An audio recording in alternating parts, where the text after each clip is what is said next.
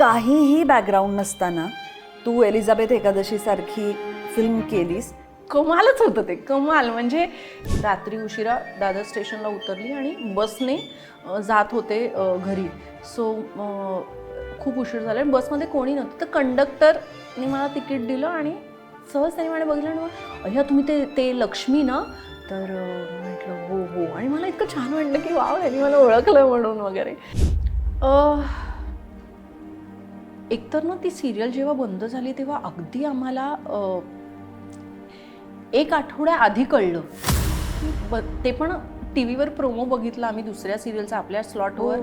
हो आपली सिरियल बंद होते का. अच्छा, म्हणजे तुम्हाला ऑफिशियली कळलंच नव्हतं? नाही, आम्हाला ऑफिशियली कळलं नव्हतं. सो अचानक तुम्ही खूप काम करत असता आणि अचानक तुम्ही घरी बसता की आधी तर आपल्याला झेपायला ते कठीण जातं की आपण असं काहीतरी वेगळं आयुष्य जगतोय. आणि मग कोणी विचारलं तर ते सांगणं की आर यू मॅरिड, तर नो आय एम सेपरेटेड. मला सांगायलाही भीती वाटायची, कारण की एकतर आपण एकटे राहतो आणि मला माहीत नाही की लोकांच्या मनात, समोरच्याच्या मनात काय चाललंय काय नाही, किंवा काय पद्धतीने ते तुमच्याकडे बघतात. खूप असं तू कोणाकोणाला काय काय असं खूप विचारून आली आहेस का माझ्याबद्दल? मला विचारावंच आय नो, बट म्हणजे काम आहे बापरे, माझं. अगदी असं काय म्हणतात असं प्रॉपर त्या गोष्टीवर बोट ठेवणं असं. नमस्कार, वय मी चुकलं बघा. वय आय एम सावित्रीबाई फुले.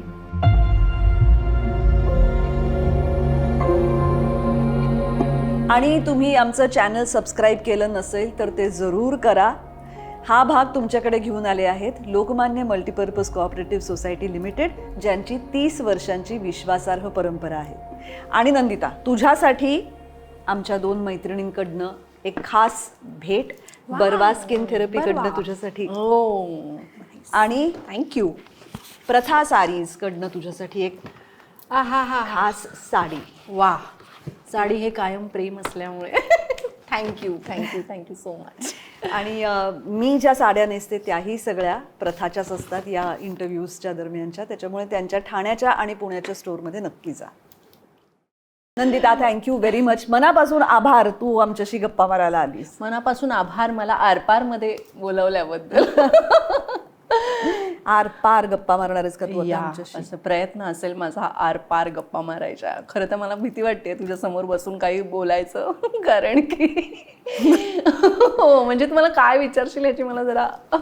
पण असं मी आजपर्यंत कधीच कुणाशीच वागले नाही. हे बघ, नाहीये. माझ्या नजरेत तू अत्यंत इंटेलेक्च्युअल आणि खूप हुशार, आणि एक अशा लोकांशी बोलताना आपल्याला जे एक दडपण येतं ना, त्या दडपणाखाली मी आहे. दिसतं तसं नसतं, म्हणूनच जग फसतं. आणि हेच मी मुक्ताच्या मुलाखतीच्या वेळेला म्हणाले होते की मला भीती वाटते की मुक्ता उत्तरं देईल का, कशी देईल. तर तसं आज होतंय. काही उगाचच नाही. तर मला असं कळलंय की तू एकतर एकदा हसायला लागलीस की थांबत नाहीस, आणि त्याच्यामुळे नाटकाच्या प्रयोगात सुद्धा प्रॉब्लेम्स व्हायचे.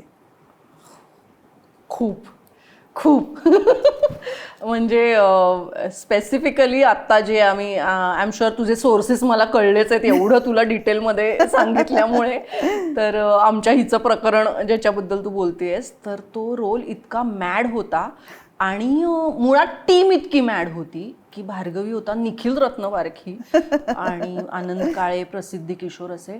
सो आमची टीम इतकी कमाल जमलेली. इनिशियली मला तो रोल करताना, तो जेव्हा माझ्याकडे आला तेव्हा मी चंद्रकांत लोकरेला त्यांनी मला फोन केला पहिल्यांदा आणि त्यांनी मला सांगितले की अशी अशी स्टोरी आहे, तू स्क्रिप्ट वाच. तेव्हा मला काही कळलं नाही, पण स्क्रिप्ट वाचल्यानंतर मी म्हटलं ह्याला काय मस्त रोल आहे, पण हा आउट अँड आउट म्हणजे धमाल करणारा रोल आहे. तर मी त्याला म्हटलं हे बघ, मला कॉमेडीचा सेन्सच नाही आहे अजिबात, तुला का ही रिस्क घ्यावीशी वाटते, का तुला मला हा रोल द्यावासा वाटतोय म्हणून. तर तो मला म्हणाला, मी म्हटलं मी नाही करू शकत कॉमेडी, तू पाहिजे तर अजूनही विचार कर आणि दुसऱ्या कोणाला तरी सांग म्हणून. पण तो म्हणाला तू कशाला टेन्शन घेते, टाक ना दिग्दर्शकांवर जबाबदारी, ते बघून घेतील, त्यांना तू हवी आहेस असं तो म्हणाला. मी म्हटलं हो हे करेक्ट आहे, आपण दिग्दर्शकांवर टाकून देऊया, ते बघतील काय करायचं ते. जर ते म्हणतायत कास्टिंग करतायत तर मग बघूया आपण काय करायचं ते. असं करून मी ते करायला घेतलं. आणि त्या प्रोसेसच्या दरम्यान मी एका पॉईंटला रडकुंडीला आलेली. म्हणजे सचिन गोस्वामी आणि सचिन मोटे जे कॉमेडीचे बादशाह आहेत, म्हणजे हास्यजत्रासारखं त्यांनी गेली 5-7 वर्ष जे वेड लावलंय बादशाह, ते बादशाह आहेत. आणि त्याच्या निखिल रत्नपारखी बरोबर तुम्ही उभं राहून काम करणं म्हणजे मला इतकं दडपण आलेलं. आणि मी एका पॉईंटला रिहर्सलमध्ये रडकुंडीला आलेली की मला हे नाही जमत आहे म्हणून वगैरे. पण सरांनी ते माझ्याकडनं करून घेतलं. आणि at that point of time I realised की मी खूप तालमीवाली आहे. तालमीत मला हे करायला की एक महिना असतो तुमच्याकडे, त्याच्यात हळूहळू ते तुमच्यात मुरायला आणि ह्या सगळ्या गोष्टी. सो असं करून ते नाटक सुरू झालं. आणि नंतर आम्ही इतके सुटलो सगळीजणं की म्हणजे आम्हाला भीती वाटायची की सर एखाद्या प्रयोगाला आले तर आज शिव्या पडतील म्हणून वगैरे. की भयानक. निखिल तर म्हणजे तुम्ही काय, तो सतत इतक्या छोट्या छोट्या गोष्टी वर्कआउट करत असतो आणि काहीतरी करत असतो की मी ऑनस्टेज मला कंट्रोलच व्हायचं नाही हसणं. आणि भार्गवी आणि आनंद काळे हे अत्यंत सिरियस भूमिकेत असल्यामुळे म्हणजे सगळं सांभाळून घेणं हे त्यांच्या खांद्यावर जबाबदारी असायची.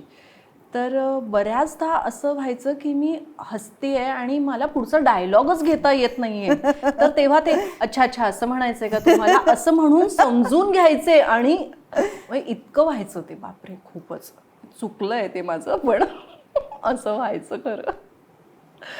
खरं तर मला आत्ता यानंतर तुला असं विचारायचंय की पण तुझी जी इमेज त्याच्या आधीची होती ती अजिबातच तशी नव्हती, तर तुला विनोदी भूमिका का त्यांनी विचारली. पण हा प्रश्न मी थोडासा नंतर विचारते. मला जरा आधी त्याच्याही आधी जाऊ देत. मुळात तू अभिनेत्री कशी झालीस? आम्ही सगळे नंदिता पाटकरला नंपा या नावाने ओळखतो.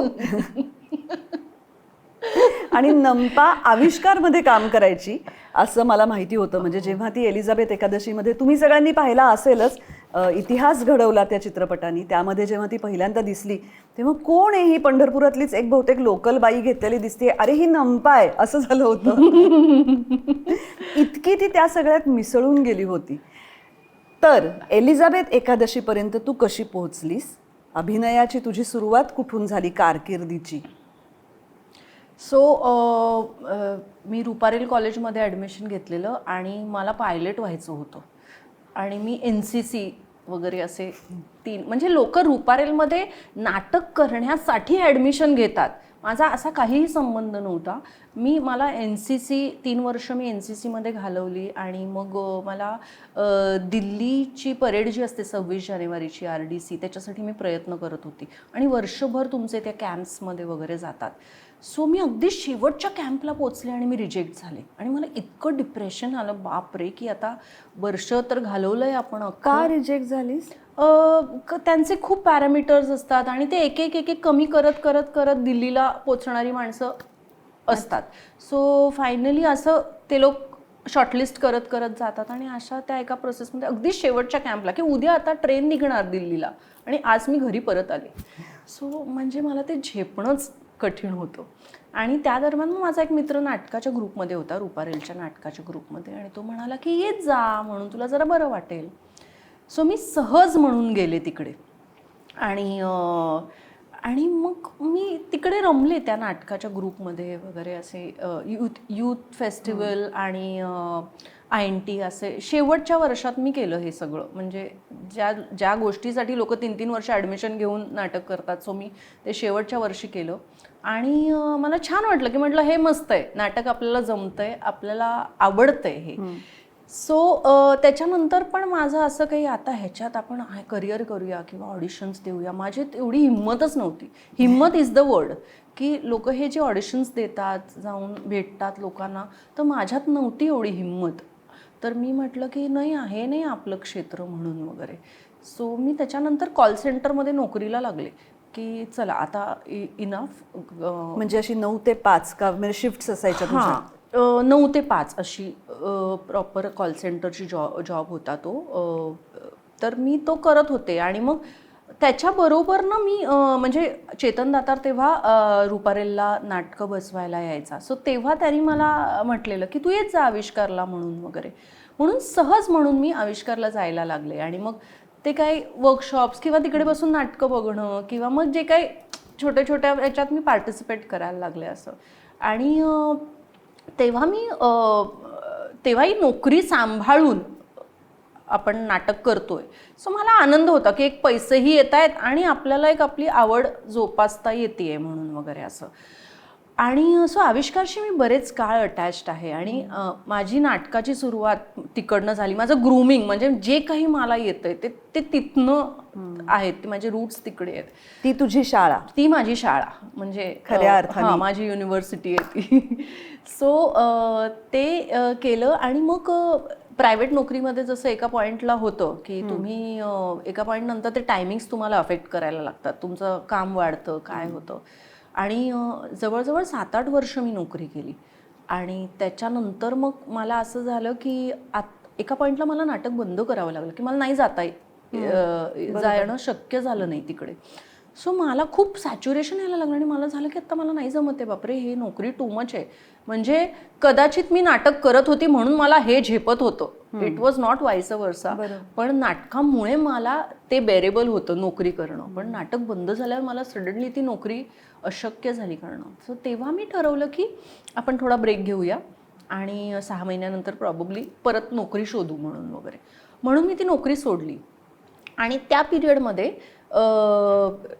सुषमाताई बया दारुघड बसवत होते. सो मग परत सगळीजणं जमा झाले आणि मग आविष्कारमध्ये परत ॲक्टिव्हिटीज सुरू झाल्या. मला वेळ होता त्यामुळे मी जायला लागले. बया दारुघडमध्ये मी काम करायला सुरुवात केली आणि त्या बया दारुघडच्या एका प्रयोगाला परेश मोकाशी आणि मधुगंधा आलेले. सो त्यांनी तो प्रयोग बघितला आणि मग काही दिवसांनी मला मधुगंधाचा फोन आला की आम्ही अशी फिल्म करतोय, सो तुला आवडेल का म्हणून त्याचा भाग व्हायला. म्हटलं ऑफकोर्स आवडेल. सो तू येशील का ऑडिशनला? म्हटलं हो येते ऑडिशनला. आणि परेश स्वतः आविष्कारतर्फे खूप नाटकं करायचा तेव्हा. हो का? हे नव्हतं माहिती मला. हो, आविष्कारतर्फे म्हणजे तिथेच मी त्याची अनेक नाटकं बघितली आहेत, मंगळावरचे मुंडके वगैरे. ओ, सो हे मला नव्हतं माहिती. शाळेत मी पाहिली आहेत नाटकं. सो मी मग त्याला भेटायला तर म्हणाले एक साडी घेऊन ये फक्त. सो तू आणि मग तिकडे गेल्यावर साडी नेसून दाखव म्हणून वगैरे असं की तू कशी दिसतेस एवढं. सो मी ते केलं आणि ते म्हणाले ओके. सो अशी स्क्रिप्ट ऐकवली आणि 2 लहान मुलांची आईचं कॅरेक्टर आहे, तुला आवडेल का करायला? चालेल ना आई? म्हटलं बापरे. म्हटलं ऑडिशन काही नाही आणि फक्त साडी नेसून दाखवा. म्हटलं सर ऑडिशन? तर म्हणजे नाही ते नाटक बघितलंय आम्ही, सो आम्हाला वाटतं की तू करशील म्हणून वगैरे. फक्त तुला आईचा रोल करायला चालेल का म्हणून म्हटलं हा काहीच प्रश्न नाही. म्हटलं परेश मोकाशींबरोबर काम करणं, म्हटलं ह्याच्या पुढे हा काय मुद्दा असू शकतो. आणि ती स्क्रिप्टच एवढी गोड होती की त्याला काही कोण नाही म्हणणार. आणि अशा प्रकारे एलिझाबेथ एकादशी माझ्या आयुष्यात आली. आणि असं झालं की हे जे बया दारुघड मी करत होते, सो तोपर्यंत विठ्ठल असं मला काही फॅसिनेशन, अट्रॅक्शन किंवा त्याच्याबद्दल काही वाटणं असं काही नव्हतं. पण हे नाटक केलं आणि मला सडनली एक कनेक्शन जाणवलं विठ्ठलाशी. एक फ्रेंड, एक मेंटॉर, काहीतरी एक गायडन्स आपल्याला मिळतोय कुठून तरी, काहीतरी something is happening to us, हे मला रिअलाईज झालं. आणि एलिझाबेथ एकादशी, तोपर्यंत मला पंढरपूर वगैरे मी कधीही बघितलं नव्हतं, काय मला काही माहीत नव्हतं. आणि एलिझाबेथ एकादशी आली आणि आय वॉज सो लकी की पंढरपुरात त्या देवळाच्या आजूबाजूला मला तो सगळा परिसर एक्सपिरियन्स करता आला. सुंदर आहे. आणि ते आणि पंढरपुरात काय काय वारी एक्सपिरियन्स करता आली. तर मला Elizabeth Ekadashi was like a blessing, माझ्याकडे आलेलं ब्लेसिंग आहे ते एकदम.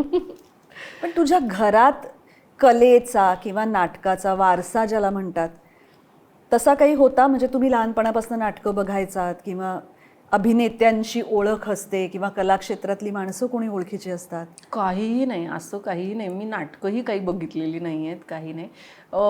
मी लहानपणी ना खूप बुजरी होते, तर आईने मला एक जबरदस्ती की तू हे ट्राय कर, ते ट्राय कर, आणि तर मला काहीच करावं असं वाटायचं नाही. मी अत्यंत बुजरी आणि मंद होते खरं तर. सो आईने मला असं एकदा नाट्य प्रशिक्षण शिबिरात घातलेलं, असं अगदी तिकडे लोकल जे काय असतं ते. सो मला मज्जा आली तिकडे. सो ओके छान, हे छान आहे म्हणून वगैरे, पण दॅट्स इट. आणि माझी आई ना ती रेशनिंग ऑफिसमध्ये काम करायची. सो घरी मला सांभाळायला, मी अगदी लहान असताना घरी मला सांभाळायला कोणी नसताना, सो ती मला तर त्यांचे रेशनिंग ऑफिसमधनं काही नाटकं वगैरे बसवणं वगैरे असायची आणि माझी आई अत्यंत हौशी आहे, तर ती त्या नाटकात वगैरे भाग घ्यायची. तर आता हिला कोण सांभाळणार, तर हिला घेऊन चला. सो एक काहीतरी तिकडचं माझ्यात समहाव काहीतरी ते लक्षात राहिलंय किंवा काय, आय डोंट नो हाव, पण somehow it is come to me. तर नाटक असं एक हे कायम. मला सांग नंपा, बऱ्याच जणांना जेव्हा आपण विचारतो ना की तुला नाटक का आवडतं किंवा सिनेमा, नाटक आणि सिरियल मधलं तुला काय आवडतं, की बहुतेक वेळेला सगळे असं उत्तर देतात की नाटक आवडतं कारण त्याच्यात तुम्हाला लाईव्ह ऑडियन्सचा तो अनुभव मिळतो. मला तुला असं विचारायचं आहे की हे झालंच, पण नाटक ह्या सगळ्या प्रोसेसमध्ये तुला काय असं वाटतं ज्याच्यामुळे हे नाटक आपण करावं किंवा आपण नाटक करावं, आपण स्टेजवर परफॉर्म करावं, त्या अंधारातल्या त्या एका प्रकाशातल्या त्या चौकटीत जाऊन आपण उभं राहून कॅरेक्टर्स कुठली तरी प्ले करावी, तसं तुला का वाटतं? मला ना नाटक ह्या गोष्टीची प्रोसेसच अख्खी आवडते, की लोक आधी भेटतात, रीडिंग करतात, मग 1 महिना ते एकमेकांशी जुळवत जुळवत तालमी करतात, त्या कॅरेक्टर्समध्ये उतरतात आणि it is a slow process. म्हणजे घाई नाही आहे कुठेतरी पोचायची किंवा आत्ता उद्या परफॉर्म करा, हे स्क्रिप्ट दिलं आणि मी नाही का ह्याच्यात कॉमेडी शोमध्ये असं मध्येच एक काहीतरी आलेलं, सो मी त्याच्यातही परफॉर्म केलं. स्किट फॉर्मॅट असतो तो, मी अजिबातच करू शकले नाही ते. I was so uncomfortable there की मला म्हणजे ते तुमच्यात असावं लागतं तो सेन्स. म्हणजे हे ब्रिलियंट आहेत ही माणसं, हास्य जत्रा किंवा हे सगळे जे कॉमेडी करतात, की त्यांच्यात तो किडा आहे. तो किडा आहे आणि त्यांना माहिती आहे कुठे कुठे ते काढता येईल किंवा कुठल्या पद्धतीने ते इम्प्रूव्ह. सो तो तुमच्यात असावा लागतो आणि दे आर सो स्मार्ट की ते एक स्क्रिप्ट आदल्या दिवशी येते आणि दुसऱ्या दिवशी ते. सो मी तो फॉर्मॅट करून बघितला आणि मला ते जमलंच नाही अजिबात आणि मला अजिबात मजा आली नाही तिकडे. पण नाटक ही अशी गोष्ट आहे की ती तुम्हाला वेळ देते, आपलंसं करून घेते आणि तुम्ही हळूहळू त्या कॅरेक्टरला स्वीकारता, ते कॅरेक्टर तुम्हाला स्वीकारतं. हे सगळं जे मर्ज होण्याची प्रक्रिया आहे ना, ती फार इंटरेस्टिंग आहे मला वाटतं. आणि हे करताना, हे तर तुम्ही करताच, महिनाभर हे करता, तो प्रयोग उभा राहतो आणि बेस्ट पार्ट इज की त्याच्यानंतरही नवीन नवीन गोष्टी उलगडतच राहतात. की असं नाहीये की आज मी हे केलं, आता हे छापलं गेलं आणि आता उद्यापासनं 100 प्रयोग हेच नाही. तर रोज काहीतरी नवीन घडतं, प्रॉब्लेम्स असतात, प्रॉब्लेम्स घडतात, काहीतरी छान गोष्टी घडतात किंवा काहीतरी नवीन सापडतं. हे इतकं काहीतरी घडतच राहतं कंटिन्यूस, त्यामुळे तुम्हाला त्याचा कंटाळा येत नाही. तुम्ही जितकं शोधाल तितकं नवीन नवीन सापडत राहतं, असं काहीतरी चालू राहतं कंटिन्युअसली. तर ती ही प्रोसेस संपत नाही ना, मला ह्याची मजा येते खूप. बरोबर, त्या कॅरेक्टर बरोबर आपण खूप जास्त वेळ राहतो आणि मला वाटतं नाटक इज लाईक अ कथार्सिस, की तुम्ही बाहेर जे काही घडत असतं ते तुम्ही स्टेजवर तुम्हाला कदाचित बाहेर व्यक्त होता येत नाही, होता नाही येणार कदाचित.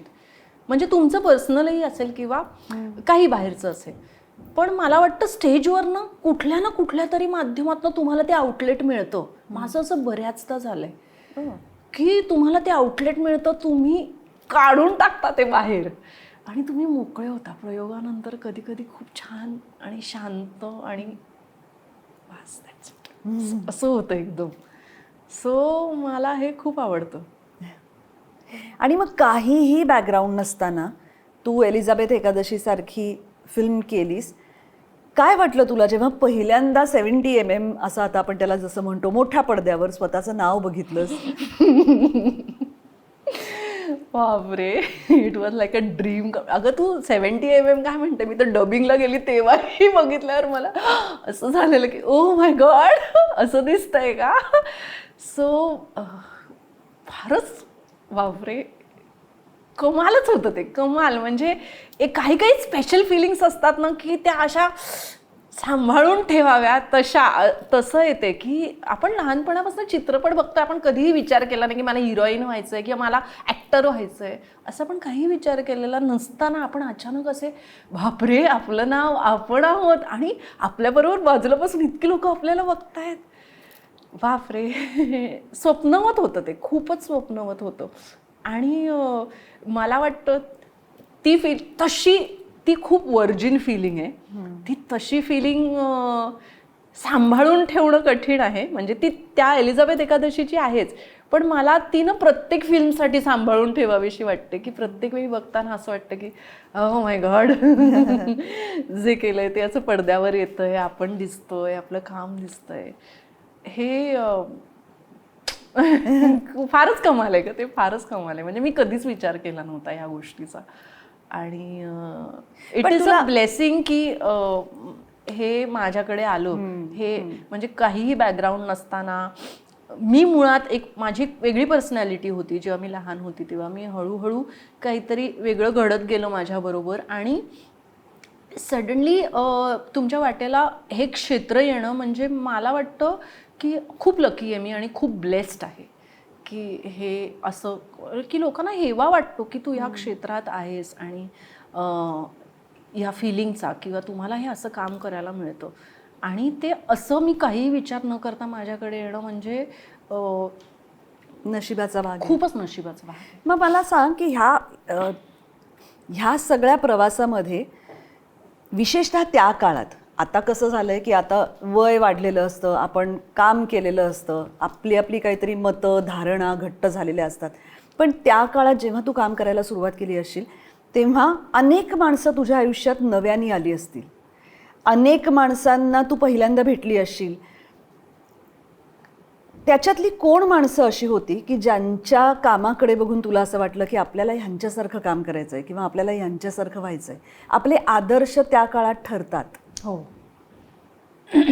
ते कोण होते तेव्हा तुझे?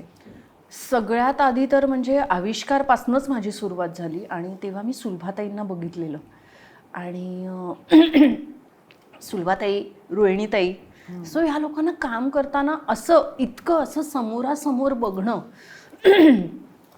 वॉज म्हणजे मला असं झालं की बापरे आपण कुठे आलो आहे. हे आविष्कार दडपण येण्यासारखी गोष्ट होती ती, कारण की इतकी मोठी मोठी मंडळी तिकडे नाटक करायला यायची आणि मला इतकं छान वाटायचं की हे लोक सगळे आपल्याला मोठ्या पडद्यावर दिसतात, पण आत्ता हे इकडे ह्या छोट्याशा शाळेत, म्हणजे शाळांची शाळा आहे ती आणि जिकडे आविष्कार साठी आम्ही भेटतो, आणि त्या शाळेत सगळेजण एक असे छान फिरतायत आणि इतकी अशी रेग्युलर माणसं वाटतायत ही.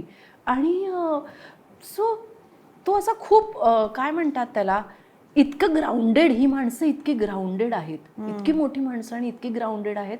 आणि हे काहीतरी स्पेशल घडतं इकडे नाटक म्हणजे, किंवा नाटक ही अशी एक गोष्ट आहे की हे काहीतरी सॉलिड आहे की ही माणसं इथे इतकी नॉर्मल वावरत आहेत आणि इकडे करायला येत. अजून एक काय होतं सांगू, मला सॉरी मी तुला कट केलं, पण मला ना त्या काळामध्ये जेव्हा मी त्या फेजमध्ये होते तेव्हा मला असं जाणवायचं की इथे मोठी मोठी माणसं काम करायला येतात.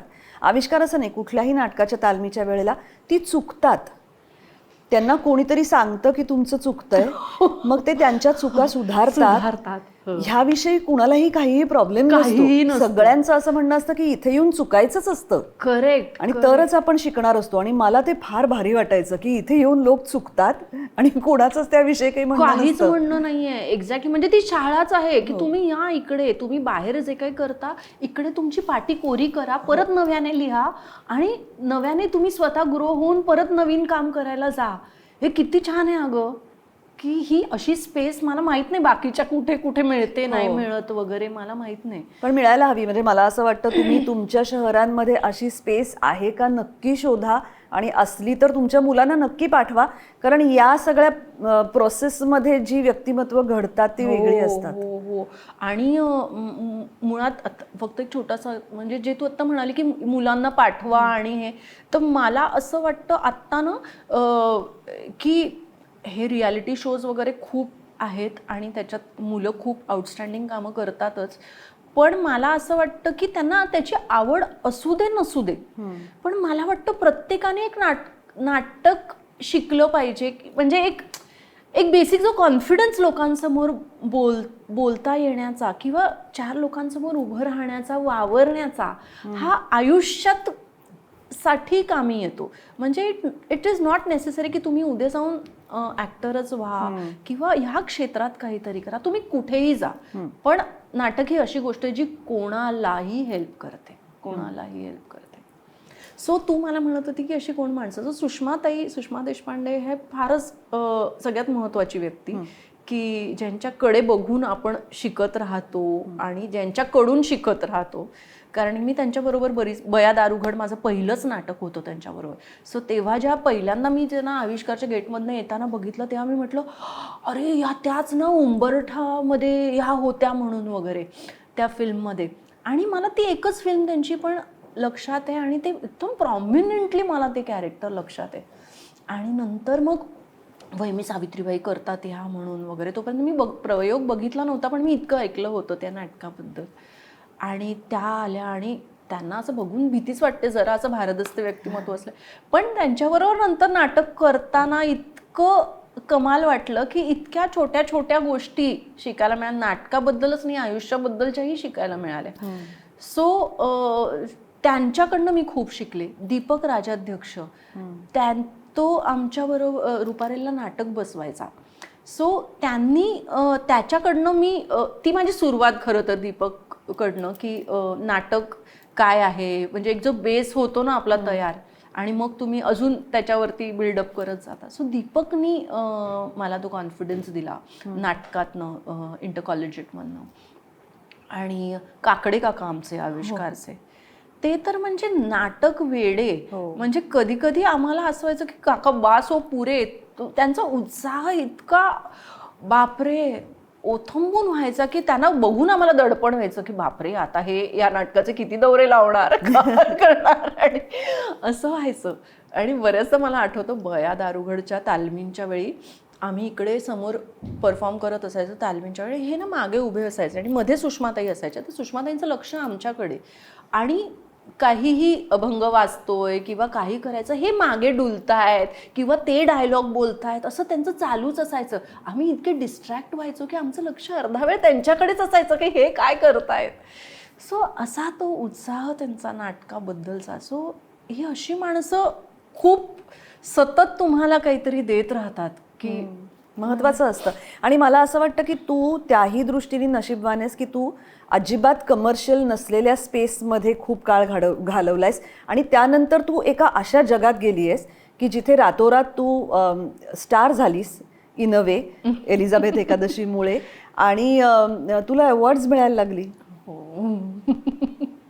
पण त्यानंतर अगदी प्रामाणिकपणे सांगायचं तर नंपा ए लिस्टर्स ज्यांना म्हणतात त्यात तुझं नाव येत नव्हतं. ह्याचं कारण काय असावं असं तुला वाटतं? कारण काय मला नाही माहिती, पण किंवा मी स्टार झाले हेही मला माहीत नव्हतं मला. कारण ती मुलांची फिल्म होती आणि फिल्म खूप हिट झाली आहे हे मला कळत होतं. मला काहीही बॅकग्राऊंड नव्हतं सिनेमाचं, काहीच नाही, काही मला माहीतच नव्हतं या क्षेत्राबद्दल.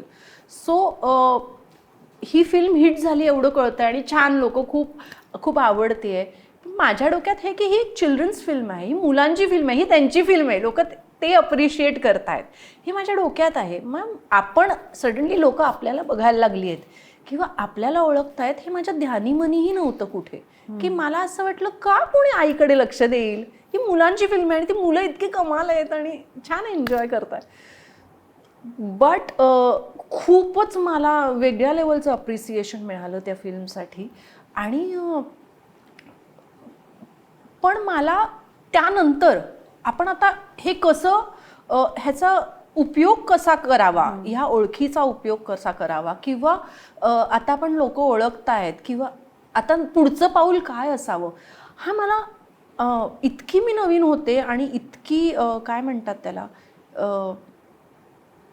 रॉ होते की मला माहित नाही आता पुढे काय करायचं. What is the next step. Okay, I don't know what is the next step. So मी नाटकच करत राहिले, मी त्याच्यातच रमत राहिले. आणि त्याच्यामध्ये मी एक दोघांनी मला सिरियलसाठी कॅमिओ विचारला. तर मी उंच माझा झोका नावाची सिरियल होती. मग अजून एका लग्नाची दुसरी गोष्ट स्पृहा होती. सो त्याच्यात मी एक ट्रॅक केला. सो हे जे मला येत होतं ते मी करत होते, पण मला एक्झॅक्टली कसं अप्रोच करावं किंवा कसं स्वतःला पोर्ट्रे करावं हे मला काहीच माहीत नव्हतं. हा मार्गच मला माहीत नव्हता. सो आय डोंट नो, पण मला असं वाटतं की जसजसं येत गेलं तसं मी करत गेले. हा विचार नाही आला माझ्या मनात की आपल्याला आता इथे पोचायचं आहे किंवा आता पण ही फिल्म हिट झाली आहे तर आपल्याला हे करायचं, असं नाही माझ्या मनात आलं. जसजसं येत गेलं तसं मी एक्सप्लोअर करत गेली एवढं. पण मग तुला आज आता कधी असं वाटतं का की आपल्याला जर तेव्हा म्हणजे आपल्याकडे टॅलेंट होतं, आपल्या नावावर एक चांगली फिल्म होती, पण आपल्याला मार्ग दाखवायला कोणी नव्हतं. याच्या उलट अशी अनेक मुलं असतात की ज्यांना केवळ आजूबाजूला अशा माणसांचा सहवास लाभलेला असतो जे त्यांना काहीतरी एक दिशा दाखवू शकतात, म्हणून ती आपल्या थोडीशी पुढे गेली. अशी कुठे काही तुलना तुझ्या मनात होते की आपल्याला गॉडफादर नव्हता किंवा आपलं या इंडस्ट्रीमध्ये तसं कोणी नव्हतं म्हणून आपण नाही पुढे जाऊ शकलो? नाही होत माझ्या मनात तुलना, कारण की मला वाटतं प्रत्येकाचा मार्ग वेगळा असतो, प्रत्येकजण वेगळ्या परिस्थितीतनं आलेलं असतं. सो काहींसाठी तो सोपा होऊन जातो, काहींसाठी शोधत शोधत हळूहळू ते त्या जागी पोचतात. आणि मला वाटतं ती जर्नी वेगळी असते प्रत्येकाची. मला कदाचित आत्ता मी हा पिरियड कदाचित मी स्लो असेल, हा माझा स्ट्रगल असेल. त्यांना कदाचित इनिशियली ते लॉन्च झाले पण पुढे जाऊन काहीतरी त्यांचे वेगळे स्ट्रगल असतील. सो आय थिंक प्रत्येकाचे वेगवेगळे स्ट्रगल असतात आणि आपण प्रत्येकाचा एक पेस आहे आणि त्या पेसनी तो त्या ठिकाणी पोचतो. So I am okay with it because ह्या सगळ्या जर्नीमध्ये जी माणसं मला भेटली किंवा जी काही थोडीफार कामं मी केली, so I am very happy with it. कारण की मला अत्यंत मजा आली ती कामं करताना. ती कमी असतील पण ती अत्यंत मजा आणि शिकवणारी कामं होती की मला जेव्हा मला काहीही बॅकग्राऊंड नव्हतं ॲक्टिंगचं, सो मला एक माझा पेस मिळाला हळूहळू ॲक्टर म्हणून ग्रो व्हायला. की असं नाही झालं की आता हे केलं तर आता चल आता हे असं नाही, मी हळूहळू त्याच्यात ग्रो होत गेली आहे. सो पण कसं आहे सांगू का नंपा, म्हणजे मला नेहमी असं वाटतं की आपण हे सगळं म्हणताना म्हणतो की एखाद्या कलाकृतीच्या यशामुळे किंवा अपयशामुळे नाही मला काही फरक पडत. एका मर्यादेपर्यंतच ते खरं असतं असं मला वाटतं. कारण एखादी फिल्म करताना किंवा एखादी मालिका करताना आपण त्याच्यात जेवढा वेळ घालवलेला असतो तो बघता त्यातून जे आपल्याकडे येतं किंवा जे रिटर्न्स आपल्याला मिळायला हवे असतात ते जर नसतील मनासारखे तर वाईट निश्चित वाटतं. तू झी मराठीवरती एक मालिका केलीस माझे पती सौभाग्यवती, जी एलिझाबेथ एकादशी नंतर आलेली होती. तू त्याच्यात हिरोईन म्हणून पुन्हा एकदा पहिल्यांदा प्रेक्षकांना मालिकेतनं दिसणार होतीस, पण ती मालिका तितकी वर्क झाली नाही जितकी होईल असं सुरुवातीला वाटलं होतं. करेक्ट. तो अनुभव कसा होता? त्यानंतर तुला काय वाटलं? अगेन ती माझी पहिली अशी लीड मालिका की मी त्याच्यात लीड रोल करते आहे. सो तोही परत मला मालिकेचा असा पहिलाच अनुभव, कारण की आत्तापर्यंत मी छोटे छोटे कॅमिओज किंवा असे ट्रॅक्स केलेले सिरियल्समध्ये, ते पण अगदी मोजके. अगं उंच माझा झोका एक हे काय म्हटलं मी, उंच माझा झोका आणि एका लग्नाची दुसरी गोष्ट आणि संत तुकाराम सिरियलमध्ये. सो मी तेवढंच केलेलं. तर एक फुल फ्लेज सिरियलचा अनुभव काय असतो हा मला माहीत नव्हता किंवा असं. सो हे एक नव्याने शिकण्यासारखं होतं की तुम्ही पूर्ण वेळ सेटवर असता, खूप सीन्स असतात वगैरे. असं मला थोडंसं ॲडजस्ट करायला त्याला वेळ लागला, कारण की मला सवय नव्हती त्या गोष्टीची की आपण इतकं असं दिवसभर असे सीन्स सतत लागत राहतात तुमचे, असे कंटिन्युअस तुम्ही कॅमेरा समोर असता. सो ते फार थकवणारं असतं ते खूप. पण मला असं एक छान वाटली ती भूमिका, कारण की एकतर ती अत्यंत साधी भूमिका होती की एक ॲक्टर, स्ट्रगलिंग ॲक्टर आहे आणि त्याच्या बायकोची भूमिका होती ती, जी घर सांभाळते, अत्यंत साधी बाई आहे. सो बरेच जण मला फीडबॅक यायचा तेव्हा माहिती आहे की एकदा मी रात्री उशिरा दादर स्टेशनला उतरली आणि बसने जात होते घरी. सो खूप उशीर झाला आणि बसमध्ये कोणी नव्हतं, तर कंडक्टरने मला तिकीट दिलं आणि सहज त्याने मला बघितलं आणि अय्या तुम्ही ते लक्ष्मी ना, तर म्हटलं हो हो, आणि मला इतकं छान वाटलं की वाव, यांनी मला ओळखलं म्हणून वगैरे. आणि तेव्हा तो मला म्हणाला, मी बायकोला नेहमी म्हणतो बघ ह्यांच्यासारखं झालं पाहिजे, बायको असावी तर अशी म्हणून वगैरे. सो मला वाटलं की वाव, ही तुम्हाला तुमच्या कामाची पावती मिळते म्हणून वगैरे. सो असे खूप छान अनुभव आले मला त्याच्यात, की मला फीडबॅक खूप उत्तम आला त्या रोलसाठी. आणि आजही लोक मला आठवण करतात की वैभव मांगले बरोबर तुम्ही त्यांच्या बायकोचं काम केलेलं वगैरे. त्यांना सिरियलचं नाव जरी आठवलं नाही तरी ते सो छान वाटतं मला. पण येस, की मला असं वाटत होतं की त्याच्यात अजून स्कोप होता आणि ती वर्क झाली पाहिजे होती अजून. मला वेगळ्या पद्धतीने ते अजून म्हणजे म्हणतो ना की आपल्याला कळेपर्यंत ते संपून गेलेलं होतं. असं झालं माझं त्या सिरियलच्या बाबतीत. पण ते अपयश पचवणं कुठल्याही अभिनेत्याला, अभिनेत्रीला त्या टप्प्यावर हे कठीण असतं. तू काय फेजमधनं गेलीस त्यानंतर? एकतर ना ती सिरियल जेव्हा बंद झाली तेव्हा अगदी आम्हाला 1 आठवड्या आधी कळलं की ते पण टीव्हीवर प्रोमो बघितला आम्ही दुसऱ्या सिरियलचा आपल्या स्लॉटवर. अहो, आपली सिरियल बंद होते का? अच्छा, म्हणजे तुम्हाला ऑफिशियली कळलंच नव्हतं? नाही, आम्हाला ऑफिशियली कळलं नव्हतं. सो दुसऱ्या दिवशी आम्ही गेलो आणि आम्ही सगळ्यांचं हीच चर्चा सेटवर की बंद होते का सिरियल, बंद होते का सिरियल. आणि तेव्हा हो बंद होते, पण अजून डेट आली नाही आहे म्हणून वगैरे, म्हणजे final last date of shoot. आणि विदिन 1 वीक ते बंद झालं गं अगदी. म्हणजे चला संपलं आता. आम्हाला कळायलाच लागलं की ट्रॅक जसं जसं ते लोक आवर्त घेत आहेत ते, की हे बंदच झालं म्हणून वगैरे. सो अचानक तुम्ही खूप काम करत असता आणि अचानक तुम्ही घरी बसता. हो. कारण की सिरियलमध्ये असं असतं की वेळच नाही मिळत, तुम्ही घरी राहायला वेळच नसतं, सेटच घर होऊन जातं तुमचं. आणि इतकं काम केल्यानंतर अचानक घरी बसल्यावर एक वेगळंच रिकामपण येतं गं. आणि तुम्ही अशा वेळी आपण काही प्लॅनही केला नसतं पुढचं, की काय आता पुढे काय करायचं आहे म्हणून वगैरे. सो ऑफकोर्स ती फेज डिफिकल्ट असते. आणि मला वाटतं तेव्हाही परत म्हणजे माझ्या हातात काही नव्हतंच आणि मला माहीत नव्हतं की काय करायचं आहे आता आपल्याला नेक्स्ट. सो मी थोडा तो वेळ जाऊ दिला. आणि फॉर्च्युनेटली फॉर मी, मला नाटक विचारण्यात आलं त्याच्यानंतर. सो मी नाटक केलं. दीपस्तंभ मला तेव्हा विचारलं, जयंत जठार डिरेक्ट करत होता.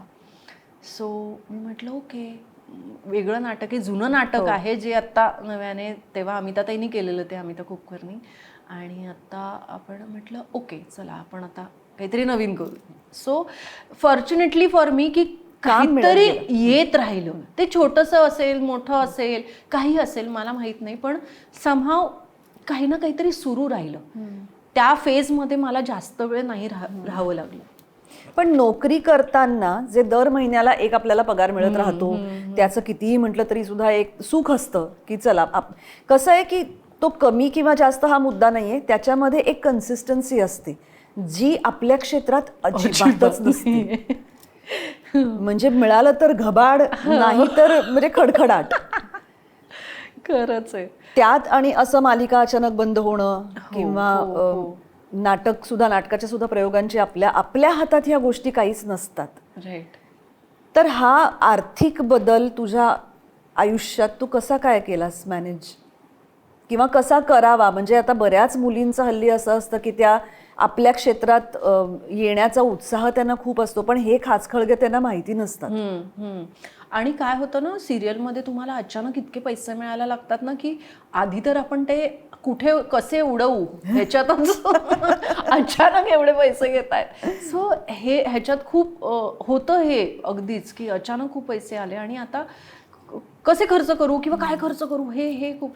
पण मला वाटतं खूप गरजेचं आहे स्पेशली आपल्या क्षेत्रात ॲक्टर्सनी की सुरुवातीपासनं किंवा फायनान्शियली काय म्हणतात नॉलेजेबल होणं. मला ह्याच्यात रस नाही आहे म्हणून नाही चालणार, कारण मला अजिबातच रस नाही आहे फायनान्स आणि या सगळ्या गोष्टींमध्ये. पण ते शिकणं अत्यंत गरजेचं आहे. आणि त्याप्रमाणे ती जेव्हा पैसे येतात तेव्हा ते प्लॅनिंग करणं, ह्याला दुसरा काहीही पर्याय नाही आहे. कारण की नाहीतर काय होतं ना, जेव्हा जो मधला फेज असतो ना, एका कामातनं दुसऱ्या कामात जाताना, तेव्हा तुम्ही एकतर छान सर्वाईव्ह करू शकता तुमच्या स्टँडर्ड्सप्रमाणे असं, किंवा मग तुम्हाला मग वाटेल ती कामं जी येत आहेत ती घ्यावी लागतात. सो एकतर तुम्हाला मनाविरुद्ध काम करावं लागेल, किंवा मग मग तुम्ही थांबू शकता. तुमच्याकडे तो पेशन्स असू शकतो की ओके नाही, मी थोडा वेळ घेते आणि एका चांगल्या प्रोजेक्टची वाट बघते. हे करण्यासाठीही आपण जरा आधी प्लॅनिंग करणं गरजेचं असतं. या सगळ्यामध्ये नंपा, वय वाढत होतं, पुढे पुढे पुढे तू जात होतीस, तू काम करत होतीस, तू काही चांगल्या भूमिका केल्या होत्यास. ही जी आर्थिक एक मध्ये मध्ये आपण छान मजेत असतो, मध्ये मध्ये नसतो, ह्या फेजमधनं तू जात असताना एक जोडीदार असावा किंवा कुणीतरी आपल्याबरोबर असावं असं नॅचरली वाटतं. तुझ्या बाबतीत हे गणित थोडंसं पुढे बदललं. हो, म्हणजे मी कामाला सुरुवात केली या क्षेत्रात आणि त्याच्यानंतर माझं सेपरेशन झालं, आम्ही सेपरेट झालो. सो तो एक वेगळा स्ट्रेस होता माझ्यासाठी ह्या सगळ्या परिस्थितीत, म्हणजे चाचपडणं. आणि कारण तेव्हा मी नोकरीही सोडलेली होती आणि मी सेपरेट झाले. So all of a sudden I was on my on, की आता आपल्यालाच दे इज नो बॅकअप. आणि समहाव मला असं झालेलं की माझ्या निर्णयांचं ओझं मला माझ्या आईवडिलांवर नव्हतं टाकायचं. सो मी वेगळी राहायला लागले, की आईवडिलांबरोबर नाही गेली. कारण मग कदाचित एकतर ते त्यांच्यावर ओझं टाकणं असेल, आणि दुसरं म्हणजे मला असं झालं की एका घरातनं निघून दुसऱ्या घरात जातो आपण, एक कम्फर्ट झोन, परत एका कम्फर्ट झोनमध्ये एंटर करतो आहे. सो ते न करता आपण आपला मार्ग शोधावा. सो मी एकटी राहायला लागले तेव्हा. आणि तू आयुष्यात पहिल्यांदा एकटी राहत होतीस? हो, म्हणजे मी कधीही मला काहीच माहीत नाही घर कसं, घरात का एक फॅमिली असते, कोण ना कोणतरी असतं काही ना काहीतरी करायला, किंवा एक ताट हातात आणून द्यायला. सो पहिल्यांदा असं झालं की I was on my on, की काही नाही. माझा एक अत्यंत जवळचा मित्र आणि त्याची बायको, सो त्यांच्याकडे मी राहत होते काही दिवस. आणि मी शांतपणे सेटल होईपर्यंत वगैरे. मग त्याच्यानंतर मला असं झालं की नाही, आपल्याला वेगळं राहायचं आहे, आपण म्हणजे इकडेही मला फार नाही राहायचं आहे. सो मी त्याच्याच बिल्डिंगमध्ये वरच्या फ्लोअरवर एक फ्लॅट मिळाला मला. सो 1 रूम किचन होतं. सो मी तिकडे राहायला लागली, सो दॅट मी अगदी एकटीही नाही आहे, आणि अगदी म्हणजे आय हॅव समबडी, म्हणजे जिकडे मी कधी मला गरज लागली हाक मारायला कोणीतरी पाहिजे असं म्हणायचे पूर्वी. येस. तर त्यामुळे मी तेव्हा अशी एकटी राहायला लागले. आणि मग तेव्हा मला हळूहळू एक एक गोष्टी, की काय करायचं असतं, रेंट काय भरतात, अग्रीमेंट करणं, हे सगळं इतकं मुळात एकटं राहणं, की तुम्ही दिवसभर काम करून घरी आलात की तुम्ही एकटे आहात. घरातला दिवा लावण्यापासून सुरुवात आहे सगळं. मला खूप अंगावर आलं ते, अत्यंत. आणि फॉर्च्युनेटली तेव्हा ही सिरियल आलेली मला, माझे पती सौभाग्यवती. सो त्याचं शूट असायचं दहिसरला आणि मी राहायचं चिंचपोकळीला. सो मी चिंचपोकळी टू दहिसर सकाळी मला वाटतं मी 6ची वगैरे 5:30-6ची ट्रेन पकडायची, दादरला उतरायचे, दादरवरनं चेंज करून दहिसर, आणि मग परत मग त्यांचं शूट लेट नाईट कधीतरी, आणि मग ते संपवून मी परत चिंचपोकळीला जायचे. मला ह्या सगळ्या ह्याच्यातनं विचारच करायला मी अशी काइंड ऑफ नंब झालेले, की मला कळत नव्हतं की एक प्रोसेस असते ना, की आपण शांतपणे बसून विचार करतो की अच्छा आपण काय करायचं आहे, असं माझं होत नव्हतं. मी कंटिन्यूस पळत होते. एका अर्थी ते चांगलं होतं की मला फार काय म्हणतात, एका विचारात मी अडकून नाही पडली. मी कामात आहे, काम तुम्हाला बिझी ठेवतंय, त्याच वेळी पैसे येणं. सो ती एक आर्थिक बाजू मला अत्यंत गरजेची होती त्या वेळेला, की आपण एकटे आहोत आणि फायनान्शियली इंडिपेंडंट होणं ही माझी तेव्हा अत्यंत गरजेची गोष्ट होती. सो ते एक महत्त्वाचं घडलं माझ्याबरोबर. पण म्हणून मी जे म्हणते की ते प्लॅनिंग करणं, पैसे वाचवणं हे किती गरजेचं आहे. सो मी कदाचित हेच एका छान सेटल्ड घरात असते त्यावेळी आणि सिरियल करत असे तर मी जसं मी आधी म्हटलं की पैसे उडवा, आधी शॉपिंग करा, हे करा, पण ते माझं झालं नाही कारण माझ्या तेव्हा इतकं बेसिक्सचाच लढा चाललेला माझा. आणि सो मी एकतर हे पर्सनल लाईफ आणि असं आता या क्षेत्रात आपण काम करायला लागलो आहे, सो ते फिगर आउट करणं की आता व्हॉट नेक्स्ट, हे असं माझं दोन गोष्टी पॅरलली चाललेल्या. पण मला असं वाटतं की हे मला उलगडत गेलं एक एक गोष्टी की हे खूप स्केरी असतं, हे सगळं हा प्रोसेस खूप स्केरी होता पण तो अत्यंत शिकवणारा होता. आणि मी वेगळीच झाले ह्या सगळ्या ह्याच्यात, कारण की जेव्हा तुम्हाला स्वतःला सांभाळायचं असतं तेव्हा तुम्हाला खमकर राहण्याशिवाय ऑप्शनच नसतं. म्हणजे तुम्ही स्ट्रॉंग आहात का किंवा नाही, मला हा आपण प्रश्न कदाचित स्वतःला विचारला आहे नाही मला माहीत नाही, पण परिस्थिती आपल्याला दाखवून देते की आहे तुझ्यात ते आणि तू ते करू शकतेस, किंवा तुझ्याकडे आता ऑप्शन नाही आहे तर तुला स्ट्रॉंग झालंच पाहिजे, इदर ऑफ द टू. पण तुम्हाला तुमची स्ट्रेंथ कळते, तुम्हाला तुमचं पोटेन्शियल कळतं त्या पिरियडमध्ये. आणि अत्यंत त्रासदायक पण अत्यंत महत्त्वाचा आणि अत्यंत गरजेचा असा तो फेज होता माझ्या लाईफमधला.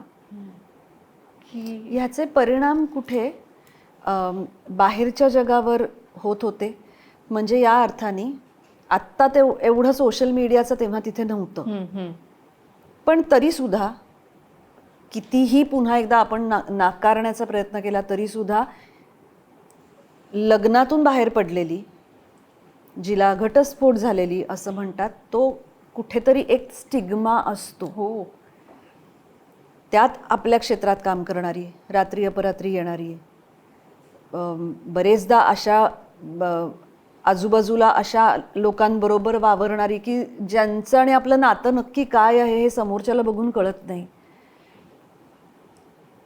एक तो इंटरनल स्ट्रगल असतो, हा एक्सटर्नल स्ट्रगल असतो. असे तुला कधी काही अनुभव आले? खरं तर मला ना तेवढा वेळच नव्हता ते सगळं विचार करायला की आजूबाजूची लोक काय विचार करतात, की एक मुलगी लवकर निघते घरातनं, रात्री उशिरा येते, तर आजूबाजूला आणि ती अशी जे chawl system type one room किचनचे, त्यामुळे असे खूप घरं जवळ आणि असं, सो त्यामुळे ती अशी टिपिकल तसं कल्चर होतं. पण मला खरंच तेवढा आणि मला ऑप्शन विचार केला तरी मला काही मी काही करू शकत नव्हते. सो ओके, तो त्यांचा पर्स्पेक्टिव्ह आहे. माझ्यासाठी माझं आत्ता हे लाईफ ट्रॅकवर आणणं एवढाच माझा लढा चाललेला. बट हो, हा स्टिग्मा खूप असतो आणि मला वाटतं आपल्याशीच आपलं अपब्रिंगिंगच असं असतं की डिवोर्स आणि ह्या सगळ्या गोष्टी इतका त्याला स्टिग्मा आहे त्या शब्दाला की आधी तर आपल्याला झेपायला ते कठीण जातं की आपण असं काहीतरी वेगळं आयुष्य जगतोय. आणि मग कोणी विचारलं तर ते सांगणं की आर यू मॅरिड, तर नो आय एम सेपरेटेड. मला सांगायलाही भीती वाटायची, कारण की एकतर आपण एकटे राहतो आणि मला माहीत नाही की लोकांच्या मनात, समोरच्याच्या मनात काय चाललंय काय नाही, किंवा काय पद्धतीने ते तुमच्याकडे बघतात. सो तुम्ही इतके वल्नरेबल असता, त्यामुळे त्या फेजमध्ये ते स्वतःला सांभाळणं. आणि तरीही आत्ता सिन्स लोक तुम्हाला ओळखतायत, you are a public figure, तर तुम्ही तरी एक छान हसरा फेस ठेवून ती इमेज कंटिन्यू करणं हे एक तारेवरची कसरत होती खूपच.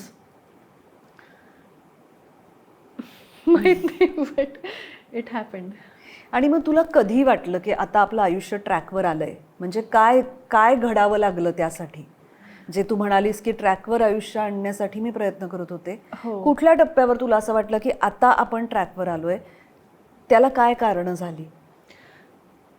पूर्णपणे ट्रॅकवर आली असं मला अजूनही वाटत नाही, पण मला वाटतं आता मी आधीपेक्षा बरीच स्टेबल आहे, खूपच. म्हणजे आधीची नंदिता आणि आत्ताची नंदिता यात जमीन आसमानाचा फरक आहे. म्हणजे मी त्या सगळ्या वल्नरेबिलिटीमधनं गेली, त्या अप्स अँड डाऊन्समधनं गेली, आणि तो सगळा एक शिकवणारा प्रोसेस होता. मी खूप मेडिटेशन करायला लागले आणि त्या गोष्टीने मला खूप बदलून टाकलं, खूपच. मी तुला विचारणारच होते की काहीतरी एक अशा वेळेला आधाराला लागतं बरेचदा लोकांना. हो, मी खूपच म्हणजे मीही अशी मुलगी आहे की जी 5 मिनिटं एका ठिकाणी बसू शकत नाही, डोळे बंद करून काय करतात लोक असं हा प्रश्न मलाही पडलेला.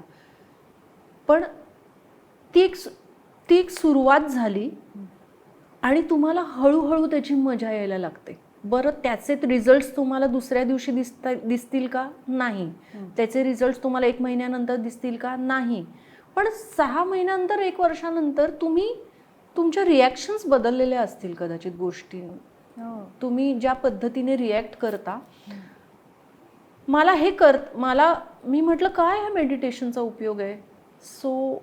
पण मी ते करत राहिले आणि काही काळानंतर मला काही घडलं की मला रिअलाइज व्हायचं की आपण किती शांतपणे रिॲक्ट केलं ह्याला, किंवा आपण किती स्टेबल माइंडनी गोष्टी सोडवल्या. जे आधी आपण पॅनिक होऊ किंवा आपण खूप चिडचिड करू किंवा मी खूप रागीट होते, तर मी खूप शांत झाले. मला गोष्टी कंट्रोल करणं, इमोशन्स आपले कंट्रोल करणं किंवा काय पद्धतीने आपल्याला रिॲक्ट करा, हे आपसूक जेव्हा आपल्यातनं यायला लागतं ना, तेव्हा मला वाटतं तो त्याचा रिझल्ट असतो आणि ते तुम्हाला आतून बाहेरून बदलतं. तुम्ही असं म्हणाल की हा फोन आत्ता इथे आहे आणि मी मेडिटेशन केलं तिथं नाही आहे, असा तुम्हाला खूप विजिबल रिझल्ट नाही दिसणार. बरोबर.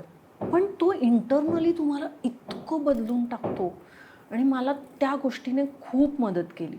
सो तू म्हणशील मी ट्रॅकवर आली का, तर मी अजूनही ट्रॅकवर आली नाही आहे. पण I am happy with the process जो माझा चालला आहे. मी आता मला घाई नाही किंवा माझी चिडचिड होत नाही किंवा माझी कंपॅरिझन होते, तुलना होते आपण की अरे ह्याचं हे, आपण माणूस आहोत. पण त्याचा त्रास किती करून घ्यायचा, की कुठपर्यंत ते आपल्याबरोबर कॅरी करायचं हे मला आता कळतं. किंवा मी अवेअर होते की तू या गोष्टीचा जास्त विचार करते किंवा तू आता पॅनिक होते किंवा तुला एन्झायटी होतीये किंवा तू जेलस होतेस का या गोष्टीमुळे. सो ह्या गोष्टींना मी अवेअर होते आणि मग त्याच्यात वाहवत नाही जायचं हे मला कळतं. सो मला वाटतं माझ्यासाठी ही खूप मोठी गोष्ट आहे की कुठे थांबायचं आहे आपल्याला. म्हणजे असं आपण म्हणतो की एखाद्या वाईट फेजमधनं सुद्धा बाहेर येताना आपण बदललेले असतो आणि चांगले झालेले असतो किंवा काहीतरी आपल्यामध्ये पॉझिटिव्ह निर्माण झालेलं असतं. आपण खूप ग्रो होतो, खूपच. आणि परत ती परिस्थिती तुम्ही त्या परिस्थितीकडे कसं बघता हेही तितकंच महत्त्वाचं आहे की त्यातनं पॉझिटिव्ह घ्यायचं, निगेटिव्ह घ्यायचं. मला ना लहानपणी असं फार वाटायचं की आईने मला हॉस्टेल लाईफ आपण एकदा तरी एक्सपिरियन्स केली पाहिजे. कसे काय राहतात ते असे घरापासून लांब वगैरे असं मला कायम वाटायचं. सो मला जेव्हा मी एकटी राहायला लागली तेव्हा मी म्हटलं बापरे, मी हे मॅनिफेस्ट केलंय की काय. म्हणजे त्याच्यानंतर मी माझी अत्यंत जवळची मैत्रिणी स्नेहा माझगावकर, सो ती माझ्याबरोबर त्या सिरियलमध्ये होती, माझे पती सौभाग्यवती. तेव्हा ती माझ्या मागे सतत असायची, तू का हे असं दहिसर टू चिंचपोकळी ट्रॅव्हल करते, तू गोरेगावला शिफ्ट हो म्हणून वगैरे असं. सो ती माझ्या की अर्ध्या रस्त्यामध्ये जवळ पडेल असं. तर तेव्हा मला हे सगळं बापरे, आता नवीन कुठेतरी जाऊन घर शोधा आणि कसं हे मी तो प्रोसेस टाळायची. तेव्हा ती माझ्यासाठी फिरत होती घर शोधत. मग 4 मुली तिला सापडल्या, मग ती म्हणाली तू इकडे शिफ्ट हो ह्यांच्याबरोबर. सो मी त्या 4 मुलींबरोबर राहायला लागली. सो मला तेव्हा असं वाटलं ओके, हॉस्टेल लाईफ असं असेल का म्हणून वगैरे, किंवा असं काहीतरी. म्हटलं ओके, फायनली आपल्याला हेही कधीतरी एक्सपिरियन्स करायचं होतं वाटतं की ऑन युअर ओन राहणं कसं असतं. सो ते असं झालं. नंपा, तू ॲम्बिशियस आहेस? आपल्याकडे पुन्हा एकदा एक असा एक समज आहे, अरे बापरे ती फार महत्वाकांक्षी आहे बरं का, म्हणजे काहीतरी वाईट आहे असा कुठेतरी लोकांच्या मनात समज असतो. का ते मला खरं सांगायचं तर कळत नाही. म्हणजे त्यात मला काहीच जजमेंट द्यायचं नाहीये. पण तू आहेस, महत्वाकांक्षी आहेस. मला महत्वाकांक्षी या शब्दाचा अर्थ एक्झॅक्ट कसा लावायचा हा मला माहीत नाही आहे. सो मला माहीत नाही मी महत्वाकांक्षी आहे की नाही. पण मला खूप काम करायचं आहे, मला वेगवेगळ्या पद्धतीचं काम करायचं आहे, मला वेगवेगळे अनुभव घ्यायचे आहेत. तू म्हणशील मला काय म्हणतात, मला टॉपची हिरोईन व्हायचं आहे, ही महत्वाकांक्षा असेल तर तसं माझं नाही. मला वेगवेगळ्या प्रकारचे रोल्स करायचे आहेत. मला त्याच्यातनं ग्रो व्हायचं. ॲक्टर म्हणून जेव्हा मी जे एलिझाबेथ एकादशी करताना होते त्याच्यापेक्षा मला कैक पटीने ग्रो व्हायचं आहे. आणि म्हणजे त्या कामात मला दिसला पाहिजे तो माझा फरक, की नंदिता तू त्याच्यात वेगळी होती आणि आत्ता कुठे किती छान करतेस, किंवा काय वेगळं करतेस, किंवा तुझी समज किती वाढली आहे. मला खूप थिएटर माझ्या खूप जवळच असल्यामुळे मला खूप ठिकाणचे थिएटर स्कूल्स बघायचे आहेत. अच्छा. की वेगवेगळ्या स्टेट्समध्ये थिएटर कसं चालतं आणि तिथलं प्रशिक्षण कसं असतं यातला मला थोडा तरी अनुभव घ्यायचा आहे. आणि मला खूप प्रवास करायचा आहे. मला स्वतःला खूप चिडचिड होईल, खूप राग येईल, सोडून द्यावं असं वाटेल, इतकं पिळवटून टाकणारे काहीतरी रोल्स करायचे आहेत की फ्रस्ट्रेशन येईल की मला हे नको, आपण ॲक्टर होणंही नको, इतकं असं काहीतरी तुम्हाला आतून बाहेरून पिळवटून काढेल असं काम करायचं आहे. आता मला माहीत नाही ह्याला आपण महत्वाकांक्षा म्हणू शकतो का काय म्हणून वगैरे, पण this is all that I want. मला एक्सपिरियन्सेस घ्यायचे आहेत, मला खूप अनुभव घ्यायचे आहेत. आणि असा एक अनुभव तू घेतलास डॉक्टर काशीनाथ घाणेकर या चित्रपटात. हा अनुभव वेगळा ह्यासाठी मी म्हणते की ते फिक्शनल कॅरेक्टर नव्हतं. हो. इरावतीबाईंना तू भेटली होतीस किंवा त्या व्यक्तीने ते आयुष्य जगलेलं होतं जे तू पडद्यावर लोकांसमोर मांडणार होतीस. अशा वेळेला काही वेगळा विचार, काही वेगळा अभ्यास, पुन्हा एकदा अशा वेळेला असंही होण्याची शक्यता असते का की आपली आपली काहीतरी मतं ठरतात, आपली आपली काहीतरी आपण जजमेंटल होतो, ज्या व्यक्तीबद्दल आपण तो चित्रपट करतो आहोत, जी व्यक्तिरेखा आपण साकारतो आहोत, असं काही होतं का? तेव्हा मी ना इरावतीबाईंना नाही भेटू शकले. काहीतरी त्या प्रोसेसमध्ये झालं आणि अभिजित आणि मी जाणार होतो त्यांना भेटायला, पण ते समहाव नाही वर्कआउट झालं. आणि मी खूप पॅनिक झालेले की बापरे आपण कसं काय करणार आहोत ह्याचं. तर अभिजित मला म्हणाला तू माझ्यावर विश्वास ठेव आणि कर, तू होईल ते होईल. आणि मी पूर्णपणे सरेंडर केलेलं की अभिजित बोलेल ते, कारण त्यांनी त्याचा अभ्यास केलेला आहे, तो त्यांना भेटलेला आहे. सो मी म्हटलं की आता this is the last resource that I have, की आपण आपल्या दिग्दर्शकाला पूर्णपणे सरेंडर करूया. आणि मला अदरवाईज पण ह्या पद्धतीनेच काम करायला आवडतं. पण येस, ह्या डॉक्टर काशीनाथ घाणेकरां ह्या सिनेमाच्या वेळी की त्या आहेत आणि त्या कशा आहेत हे आपण एक ॲक्टर म्हणून एब्झॉर्ब करायला बघतो. सो ते नाही घडलं समहाव त्या प्रोसेसमध्ये. सो मी पूर्णपणे अभिजितला सरेंडर केलं आणि अभिजित मला म्हणाला की त्या बाई अत्यंत स्टेबल, शांत, स्ट्रॉंग माइंडेड आहेत. आणि काशीनाथ घाणेकर जितके लाऊड आहेत त्या तितक्याच ग्राउंडेड आणि शांत आहे. हा त्यांच्यातला मेजर फरक आहे. सो आता त्या पद्धतीने तू विचार कर आणि कर. अजिबात काहीही एक्स्ट्राचं करायला जाऊ नकोस. ही त्याची खूप क्लिअर इन्स्ट्रक्शन होती. काहीही नाही नंदिता, खूप तुला कंट्रोल्ड काम करायचं आहे. आणि सो मी ते करायचे, पण ते केल्यानंतर जेव्हा मी मॉनिटरवर बघायचे तेव्हा मला असं वाटायचं बापरे काहीच केलं नाही रे अभिजित, थांब जरा आपण परत एक टेक घेऊया, म्हणून थांब मी अजून काहीतरी करते. तो म्हणाला नाही, तुझं काहीही न करणं works here, trust me on दिस.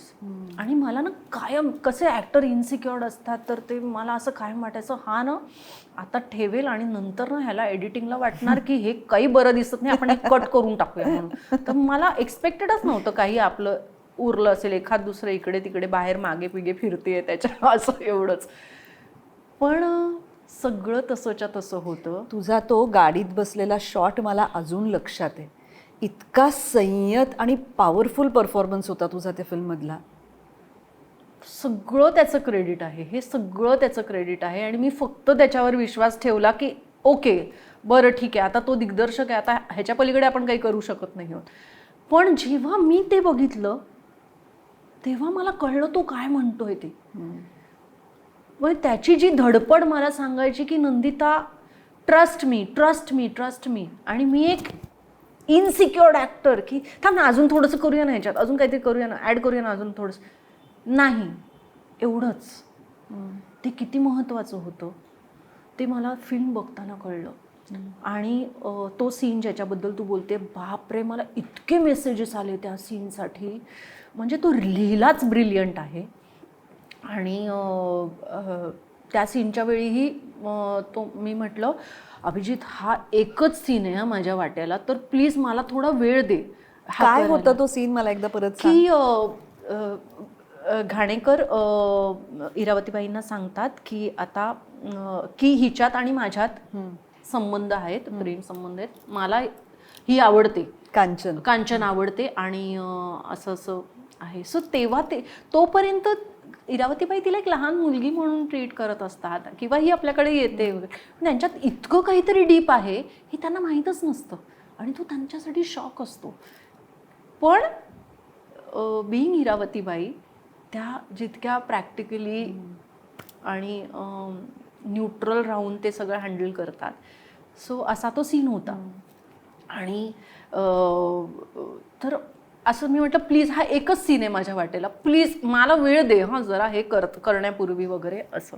तो म्हणाला हो हो डोंट वरी, आपण छान वर्क करूया. आणि तो सीन ज्या दिवशी होता त्या दिवशी असाच तो बाहेर थिएटरच्या बाहेर शूट करत होतो आम्ही, आणि सनडाऊन होत होता आणि सगळ्यांची धावपळ, लाईट चाललाय पर आज हा केलाच पाहिजे. बरोबर अशाच वेळी सगळ्यांना घाई असते. मी इतकी पॅनिक आणि इतकी रडकुंडीला आलेले ना, बाप रे. मी म्हटलं यार असं नको करू. मला नाही आता होईल छान होईल मस्त, त्यांचं जसं मोटिवेट करतात. आणि तो सीन झाला आणि मी नंतर रूमवर जाऊन मी इतकी रडले की आपण काय, म्हणजे आपल्याला एक होतं ना की यार नाही मला वेळ मिळाला किंवा आपण काय केलं, एकच सीन होता आपल्या वाटेनं. आणि पण मला खूप फोन आले त्यासाठी आणि बापरे, म्हणजे मलाच बिलीव्ह झालं नाही की झाला तो सीन चांगला म्हणून वगैरे. आणि ती नंतर गाडीत बसते तेव्हा ती मागे बसते, त्या मागे बसतात आणि कांचनताई पुढे बसतात. फार सुंदर, फार तुझी ती एक्सप्रेशन्स किंवा तो शॉट माझ्या, मी म्हटलं ना लक्षात राहिला माझ्याही. अशी आणखीन एक व्यक्तिरेखा जी तू साकारलीस, Savitribai Phule. Yes I am Savitribai फुले. वय आय एम सावित्रीबाई फुले. वय आय एम सावित्रीबाई फुले. इंग्रजीमध्ये तू, इंग्रजीत मी तो करते, सोलो परफॉर्मन्स आहे 2 तासाचा. आणि याचं मराठीत वय मी सावित्रीबाई कदाचित तुम्ही बघितलं असेल, मी ते 2दा बघितलंय. शिल्पा साने आणि शुभांगी भुजबळ असं, म्हणजे 2 माणसांचा तो फॉर्मॅट आहे मराठीत आणि हिंदीत. सो त्या दोघी जणी ते तसं करतात. सो इंग्लिश मला एकपात्री करून बघायचं होतं. पण तुला कसं काय सुषमाताईंनी, म्हणजे तुझं इंग्रजी भाषेवर प्रभुत्व आहे का काय? काही नाही. मला एकतर सिरियल संपल्यानंतर मला असं झालं की काहीतरी आपण करणं गरजेचं आहे जेणेकरून आपली पाटीकोरी होईल आणि आपण आपले स्किल्स ब्रश करू शकू. सो मी सुषमाताईंना म्हटलं सुषमाताई काहीतरी करायचं आहे हो. तर सुषमाताई म्हणाल्या की माझ्याकडे सावित्रीचं शांता गोखलेंनी इंग्लिश ट्रान्सलेशन केलेलं आहे, तुला आवडेल का करायला? म्हटलं ऑफकोर्स आवडेल, का नाही आवडणार. म्हणून ठीक आहे आपण ह्याच्यावर काम करूया म्हणून. सो आम्ही ती स्क्रिप्ट घेऊन बसलो. सो तेव्हा ते ट्रान्सलेशन होतं तर ती प्ले स्क्रिप्ट करावी लागली त्याची आम्हाला. मग मंजिरी भुसकुटे म्हणून एक मुलगी आहे, तर तिने त्याचं सुषमाताई आणि तिने बसून त्याचं प्ले स्क्रिप्ट बनवली. आणि तर ती बनवताना त्यांनी त्याचा फ्लेवर इतका काय म्हणतात मराठी इंग्लिश, म्हणजे सावित्रीबाई इंग्लिश बोलतायत खऱ्या पण ते आहेत मूळच्या मराठी. बरोबर. सो तो लहेजा म्हणजे कसं मला दाखव ना. म्हणजे नमस्कार, वय मी चुकलं बघा. वय I am Savitribai Phule. I have come here to have a talk with you all through this woman. आता English is not my mother tongue but still I will try to speak in English with all of you. So हे जे आहे ना की त्या बोलतायत इंग्लिशमध्ये पण त्याला तो मराठी लहेजा आहे आणि त्याच्यात खूप मराठी शब्द वापरलेले आहेत. आणि सो त्याचा फ्लेवर तोच ठेवलेला आहे, पण ते आहे इंग्लिशमध्ये. कारण की आजची भाषा, आजचं जनरेशन इतकं इंग्लिश बोलतं, किंवा मला वाटतं सावित्रीबाई आणि ज्योतिबा फुलेंनी जे काम केलेलं आहे ते महाराष्ट्रापुरतं सीमित न राहता ते त्या पलीकडेही गेलं पाहिजे. पहिल्या काय म्हणतात फर्स्ट फिमेल टीचर, की त्या शिकल्या आणि म्हणून आज आपण इथे बसलो आहोत, आपण हे सगळं करतोय. सो त्यामुळे काय म्हणजे मी ते नाटक करताना, आपण जेव्हा एखादं नाटक करताना त्याला सिरियस थॉट द्यायला लागतो किंवा ते आपल्यात झिरपायला लागतं, तेव्हा आपल्याला त्याचा सिरियसनेस कळायला लागतो. असं काहीसं झालं माझं ते करताना. आणि सो आम्ही की म्हणजे आपल्याला ते महाराष्ट्राबाहेरही करता येईल, बाहेरच्या स्टेट्समध्ये जाऊन करता येईल. इंग्लिश ही साधारण सगळ्याकडची कॉमन लँग्वेज असल्यामुळे सो ते इंग्लिशमध्ये करायचं ठरवलं आम्ही, की जास्तीत जास्त लोकांपर्यंत सावित्रीबाई आणि ज्योतिबांचं काम पोचावं. आणि माझ्यासाठी अर्थात मी कधीच इंग्लिशमध्ये काम केलेलं नव्हतं. सो एक ॲक्टर म्हणून माझ्यासाठी ते अत्यंत चॅलेंजिंग होतं, की तू एकटी, हो, एकतर एक पात्री आणि त्यात आपण आता इंग्लिशमध्ये ते करायचं. सो मी म्हटलं हीच वेळ आहे. म्हणजे एखादा शब्द चुकला तर आयत्या वेळेला पटकन ते बदलून घेता येणार नाही, किंवा काहीतरी आपण सारवासारव केली असंही शक्य नाही. हो, नाही, कारण मराठीत आपण असं पटकन होऊ शकतं ना, आपल्याला काहीतरी सबस्टिट्यूट व्हायचं. तर इंग्लिशमध्ये तसं नाही होत. त्यामुळे मला असं खूप प्रत्येक प्रयोगाच्या आधी मला तालीम गरजेचीच असते. आणि आता सिन्स ते मराठी इंग्लिश ठेवलंय, पण तरीही नाही होत ग, कारण की वाक्याच्या मध्येच काहीतरी आपण विसरलो तर जरा गडबड होते. सो ती पाठ असणं ह्याला ऑप्शन नाही आहे मला दुसरं, कारण की मी अजून इतकी फ्लुएंट नाही झाली आहे की अरे वा हे नाही सुचलं तर ते बोललो, इतकं माझं अजून इंग्लिशचा तसा संबंध नसल्यामुळे. पण नंबर 2 तास एकपात्री, हो, म्हणजे काय लेवलचं कॉन्सन्ट्रेशन, एकाग्रता काय लागत असेल. खूप खूप. आणि तालमींमध्ये मला एका पॉईंटला फ्रस्ट्रेशन आलेलं की हे आपल्याला नाही जमत आहे, आपण चुकीचं काम हातात घेतलेलं आहे करायला म्हणून वगैरे. की एकतर ते इंग्लिशमध्ये बोला, तुम्ही ते इमोट करा, ते सगळे फिलिंग्स, ते इमोशन्सही तसे बाहेर आले पाहिजेत. आणि आणि वेगवेगळे कॅरेक्टर्स करा त्यातले. म्हणजे मराठीत मला तुम्ही इतका विचार मराठीत करता, तुमच्या ती भाषा, तुमची मातृभाषा तुमच्या बॉडीमध्ये असते मला वाटतं. सो तुम्हाला ते सहज सोपं जातं. पण जेव्हा एका वेगळ्या भाषेत तुम्ही करायला जाता तेव्हा वेगळेच चॅलेंजेस असतात. म्हणजे जसं तू आत्ता म्हणाली की शिल्पा आणि शुभांगीचा तू प्रयोग बघितलायस, सो तो 1.5 तासाचा प्रयोग आहे जे ते सलग करतात. सो आम्हीही ठरवलं की आपण इंग्लिशचा हा 1.5 तासाचाच. म्हटलं हो आपण करूया, होईल, हळूहळू स्टॅमिना डेव्हलप होईल आणि होईल. पण जेव्हा आम्ही करायला लागलो तेव्हा आम्हाला कळलं की नाही, हे 1.5 तासात बसू शकत. सेम कॉन्टेंट आहे पण तो 1.5 तासात नाही, कारण भाषेमुळे तो जो फरक पडतो. बरोबर. तर तुम्ही बोलत सुटला तर ऑडियन्सला तुम्ही काय बोलता हे डायजेस्ट करायला तरी वेळ पाहिजे. बरोबर.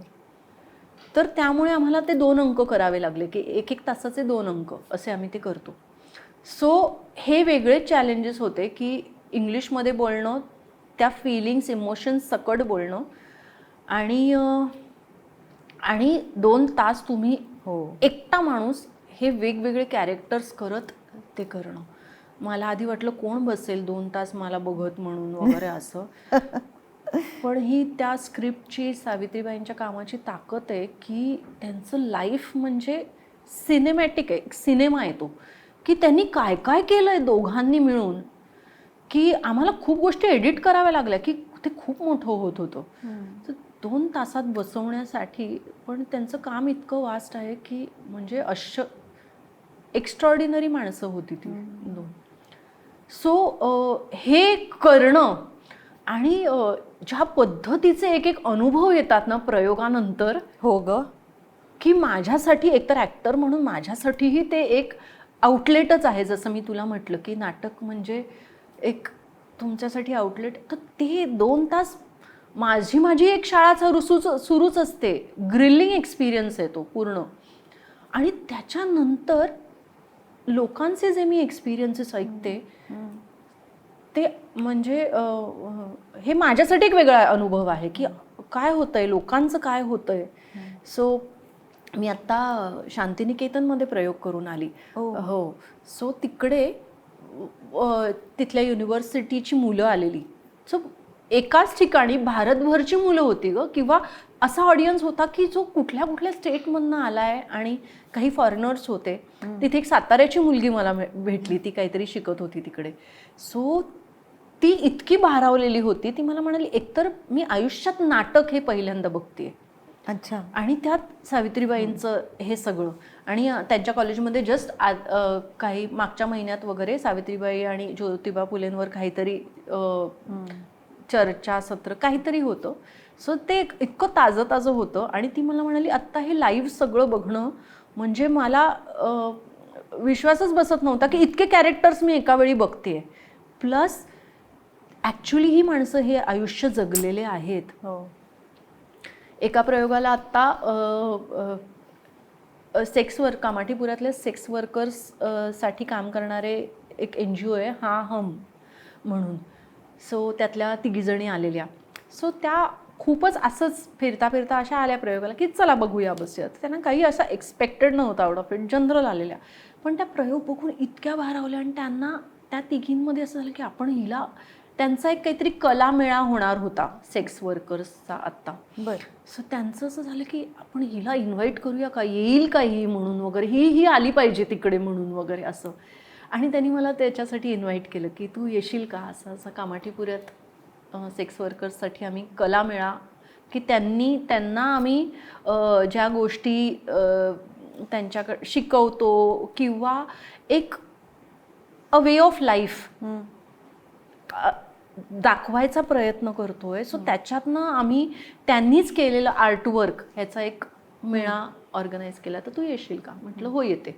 आणि मी गेले तिकडे, आणि मला इतकं तो एक वेगळाच एक्सपिरियन्स होता माझ्यासाठी सुद्धा. कारण की ऑगस्ट बॉलचं थिएटर ऑफ ऑप्रेस्ड हे जी टेक्निक आहे ती वापरून ते त्या सेक्स वर्कर्स बरोबर काम करतात. शेवटी मला असं झालं की थिएटरच कामी येतं. म्हणजे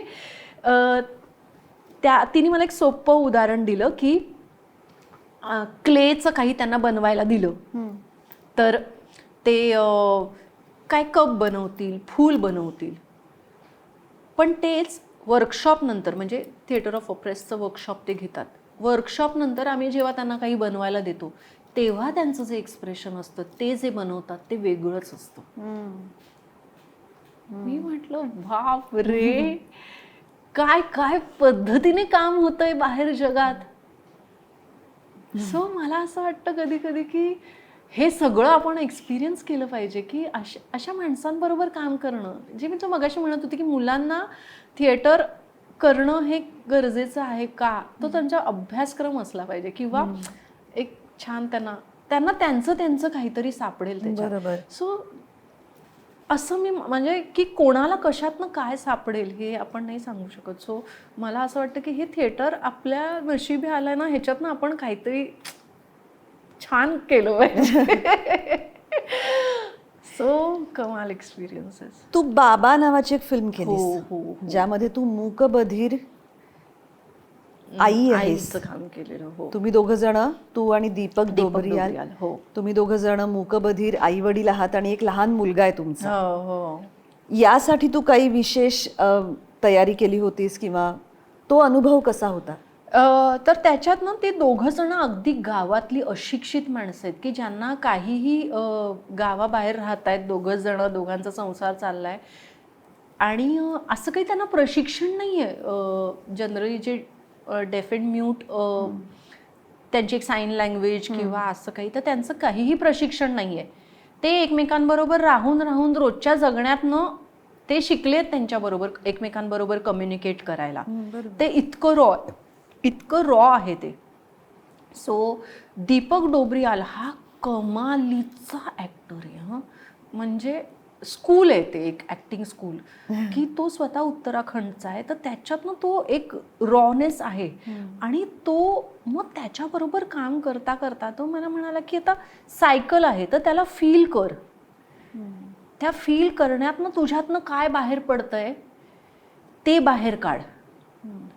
ही जी फिलिंग आहे ना, की आता तुझ्याकडे डायलॉग्स नाही आहेत ना, तुझ्याकडे शब्द नाही आहेत ना, तर प्रत्येक गोष्टीत ना तुला आतून काय करावं असं वाटतंय, त्या फिलिंगमधनं काय येतंय ह्याचा जास्त विचार कर आणि ह्याच्यातनं जे बाहेर येईल त्या लँग्वेजवर आपण काम करूया. असं करून करून आमचे सीन्स डेव्हलप करत करत आम्ही काम केलेलं आहे. तो इतका फॅन्टॅस्टिक एक्सपिरियन्स आहे त्याच्याबरोबर काम करणं आणि आय एम सो ग्लॅड की त्याच्याबरोबर मला काम करायला मिळालं. खूपच तो ॲक्टिंग स्कूल आहे, कम्प्लीट ॲक्टिंग स्कूल. मस्तच होतं. आणि ती फिल्म जसं तू म्हणाली की काही फिल्म्स ना किंवा काही कामं इतकी आपल्या जवळची असतात पण ती लोकांपर्यंत पोहोचत नाही आणि त्याचा त्रास होतो, तर ही त्यातली आहे. ही 100% त्यातली आहे. कारण ती इतकी गोड आणि इतकी सुंदर फिल्म आहे. पण ती रिलीज झाली आणि तेव्हा धो पाऊस होता मुंबईत, धो आठवडाभर. आणि ऑडियन्सच नाही आणि त्यामुळे एक तर ते थिएटरमध्ये फार राहतही नाही फिल्म्स, तर त्यामुळे ती लोकांपर्यंत पोचलीच नाही. अत्यंत गोड फिल्म. तर ती मला फारच हे लागून राहिलं मला फारच की यार ही फिल्म लोकांनी बघितली पाहिजे होती. बघतील ना, तुम्ही जरूर मिळवा. माझ्या मते यूट्यूबवर सुद्धा ही फिल्म असणार आहे कुठेतरी. बाबा. आणि आता तुझी एक नवीन फिल्म येते. हो, case number 73. So it is a psychological thriller. आणि तू पहिल्यांदाच करतेस का सायकोलॉजिकल थ्रिलर? मी पहिल्यांदाच करते आणि खूप इंटरेस्टिंग फिल्म आहे. आमचे तुला स्वतःला आवडतात थ्रिलर्स बघायला? हो, मला खूप आवडतं थ्रिलर्स बघायला. Thrillers, horror. फक्त हॉरर बघताना म्हणजे एकतर थिएटरमध्ये लोकांबरोबर बघावं किंवा घरी म्हणजे फॅमिली असावी किंवा मित्रमैत्रिणी असावेत. एकटं मी नाही हे धाडस करू शकत. पण मला खास खूप आहे, मला फार आवडतं हे बघायला अत्यंत. So this is a psychological thriller. आमचे दिग्दर्शक मिलिंद आपटे हे सायकोलॉजिस्ट आहेत आणि त्यांनी लिहिलेली आणि डिरेक्ट केलेली ही फिल्म आहे. सो त्यांचा जो या इतक्या वर्षांचा एक्सपिरियन्स आहे, जे माणसं त्यांना भेटली आणि त्यातनं आलेली ही फिल्म आहे. सो एक अत्यंत इंटरेस्टिंग आणि मला खूप मजा आली आहे ही फिल्म करताना. असं अशी एक फिल्म आहे ही. तू स्वतः कधी थेरपी घेतली आहेस? हो. अच्छा. मी स्वतःही थेरपी घेतलेली आहे आणि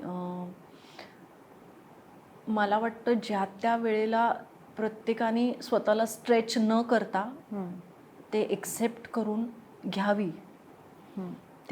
त्याची मदतच होते, अगदीच मदत होते. की कधी कधी आपल्याला वाटतं की ठीक आहे, हे काय हे सगळ्यांनाच होतं किंवा ही एक फेज आहे, ह्याच्यातनं आपण निघून जाऊ. पण मला वाटतं ह्याच्यातनं निघून जाऊ म्हणता म्हणता ते सगळं ना आपल्यात डंप होत असतं. ते सगळं साचत राहतं आपलं, त्याचा एक मोठा पाईल होऊन जातो आणि ज्याची काही गरज नसते. आणि ते ज्या त्या वेळेला रिकामं करावं आणि मदत घ्यावी. अगदीच महत्वाचं आहे हे खूप. आणि आपल्या क्षेत्रात तर मला वाटतं इतके प्रेशर्स आहेत की त्या प्रेशर्स, इनस्टेबिलिटी, इनसिक्युरिटी आणि तर त्यामुळे हे खूप अफेक्ट करतं. तर त्याचा जर कामावर परिणाम होऊ द्यायचा नसतो, काम तर फार नंतरची गोष्ट आहे, पण तुमचं स्वतःचं एक पर्सनॅलिटी म्हणून, एक माणूस म्हणून तुमच्यावर जर त्याचा फार परिणाम होऊ द्यायचा नसेल किंवा तुम्ही एक छान शांत आनंद छान आयुष्य जगणं हे जर हवं असेल तर मला वाटतं मग ते थेरपी असेल किंवा तुमचे काही मेकॅनिझम्स असतील, काही असेल, पण ते करणं गरजेचं आहे.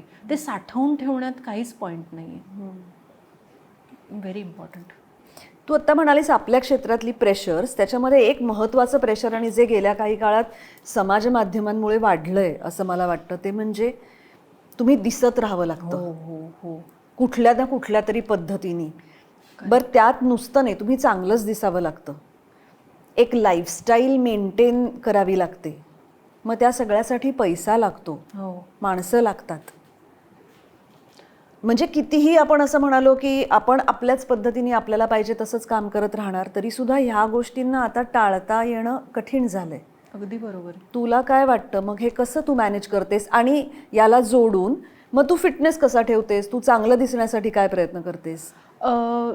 तू अगदीच फारच महत्त्वाचं आहे, कारण समाज माध्यमांचं प्रेशर खूप वाढलेलं आहे. म्हणजे मला वाटतं फक्त एवढ्या ॲक्टर्स त्यांच्यावर तर वेगळंच प्रेशर आहे, पण मला वाटतं अदरवाईज पण आपली आयुष्य इतकी इन्फ्लुएन्स झाली आहेत त्यांनी की प्रत्येक गोष्टी आपण जे करतो त्या समाज माध्यमांसाठी करतो असं झालेलं आहे की फिरायला गेलो, फोटो काढणे, लग्न करतोय सो तो तामझाम. मला वाटतं आपणच आपले प्रेशर्स वाढवतोय ह्या सगळ्यातनं. तर की कम्पॅरिझन हे तर फारच, की त्यांनी हे असं केलंय तर मग मला निदान तेवढं तरी केलं, तर वरचढ नाही तर निदान तेवढं तरी केलं पाहिजे. हे जे आपण आपल्यावरच प्रेशर्स वाढवतोय हे खूप होतंय, ही कम्पॅरिझन आणि त्याच्यातनं येणारे हे प्रेशर्स खूप आहेत. सो त्याचं अर्थात तो ज्याचा त्याचा प्रश्न आहे की त्यांनी ते किती घ्यावं आणि किती करावं हा ज्याचा त्याचा प्रश्न आहे. पण आपल्या क्षेत्राचं म्हणशील तर खूपच होतं हे की सतत फोटो टाकत राहणे, सतत कशावर तरी कमेंट करत राहणे, सतत मतं मांडणे, हे हे हे लोक एक्सपेक्ट करतात तुमच्याकडनं. पण ते खूप टायरिंग वाटतं मला. पण ॲट द सेम टाईम ते खूप तुम्ही ॲक्टिव्ह राहण्यासाठी किंवा काम हे तुमचं चालू राहण्यासाठी दिसत राहणंही गरजेचं आहे. पण मला वाटतं ते तुमच्या कामातनं तुम्ही दिसत राहिलात तर ते जास्त छान आहे. अर्थात ते प्रत्येक वेळी शक्य आहे नाही आहे मला माहीत नाही, पण मग निदान तुम्ही जो कॉन्टेंट टाकताय तो तरी काहीतरी इंटरेस्टिंग असावा ह्याचा तुम्ही प्रयत्न करू शकता लोकांसमोर दिसत राहण्यासाठी वगैरे. कारण की ती गरज आहे डेफिनेटली, कारण म्हणजे तुम्हाला आवडो ना आवडो ही गरज आहे. सो ते तुम्हाला करणं तर गरजेचं आहे. पण मग त्या तुम्ही कुठल्या पद्धतीने स्वतःला पोर्ट्रे करताय, तुम्ही काय काम टाकताय, तुम्ही कितपत त्याच्यात इन्व्हॉल्व्ह होताय, हा रिमोट कंट्रोल तुमच्या हातात आहे. आणि तुमच्या पर्सनल लाईफमध्ये त्या कॅमेऱ्याला तुम्ही किती घुसू देताय. हो खरंय. कारण की लोकांना तर हवंच असतं की तुम्हाला तुमचे प्रत्येक अपडेट्स हवे असतात, पण मग तुम्हाला तुमचं पर्सनल लाईफ किती शेअर करायचं आहे हे प्रत्येकाने त्यांची बाउंड्री ठरवणं गरजेचं आहे. ह्यावरून पुढचा प्रश्न, शेवटाकडे आता आपण येतो आहोत. मी तुझ्याबद्दल असंही ऐकलंय की तू कुठल्याही क्षणी निघतेस आणि कुठेतरी फिरायला जातेस.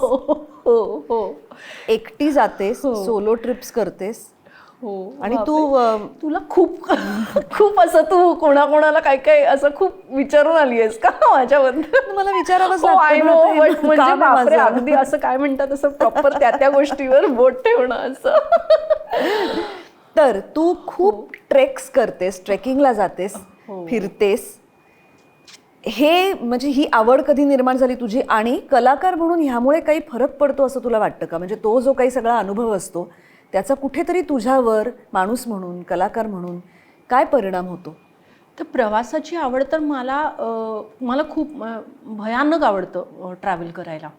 आणि मला वाटतं ही आवडणं माझी खूप लहानपणी मला मिळाली आहे माझ्या आईवडिलांकडनं. कारण की ते वर्षातनं एकच ट्रिप असायची वडिलांच्या मित्रांची आणि त्यांच्या फॅमिलीजची, आणि असं करून ते भारतभर म्हणजे ते वर्षभर पैसे जमवणं. आणि खरं सांगू का, आपल्या लहानपणी म्हणजे आता मी तुझ्यापेक्षा मोठी असेल थोडीशी, पण आपल्या लहानपणी हे असंच असायचं. वर्षातनं एकदा दिवाळीच्या वेळेला किंवा म्हणजे त्या सुट्टीत, नाहीतर क्रिसमसच्या सुट्टीत वगैरे असं फिरायला जायचं. एवढंच असायचं आणि इतकी छान असायची ती. आणि ते भारतभर फिरले ग, सगळं अख्खा भारत फिरले. तेव्हा अर्थात मी तेव्हा लहान होती, मला काही अक्कल नव्हती, पण मला ती आवड लागली आणि मी खूप ट्रेक्स करते. आणि सोलो ट्रिप्स तर म्हणजे मी पहिल्यांदाच केली, पण मला इतकी मजा आली की, आणि इतकं खतरनाक एक्सपिरियन्स होता की मी सिरियलमधनं 10 दिवस, की मला आता झालं की इनाफ, आता मला एक 10 दिवस सुट्टी द्या. आणि मी ठरवलेलं धर्मशालाला जायचं. माझे तिकीट्स लास्ट मिनिट, म्हणजे आता उद्या मी निघणार आणि माझं तिकीट कॅन्सल झालं समहाव. जे रिझर्वेशन जो माणूस करणार होता त्यांनी ते नीट केलं नाही, कॅन्सल झालं. आणि मला इतकं डेस्परेटली सुट्टीवर जायचं होतं आणि मी रडकुंडीला आलेले. आणि इकडे शूट ते लोक खूप भराभर संपवत आहेत वगैरे असं सगळं चाललेलं. म्हटलं आता काय 10 दिवस घरी बसायचं आपण. मग मी धर्मशालाच सगळा रिसर्च केलेला की कुठे जायचं आहे, काय करायचं आहे आपल्याला, हे सगळं मी करून रेडी होते आणि माझी धर्मशालाची ट्रिप कॅन्सल झाली.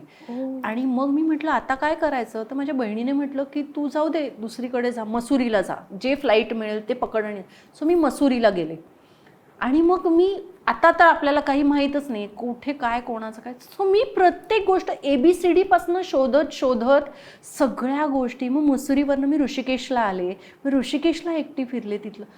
तर मला सोलो ट्रिप पण एका वेगळ्याच लेवलला अजूनच ॲडव्हेंचरस झालं माझं ते. आणि इतकी फॅन्टॅस्टिक मजा आली मला. तर मी तर प्रत्येकाला सांगू इच्छिते की ज्यांनी ज्यांनी आजपर्यंत हे एक्सपिरियन्स केलं नाही आहे तर हे कराच.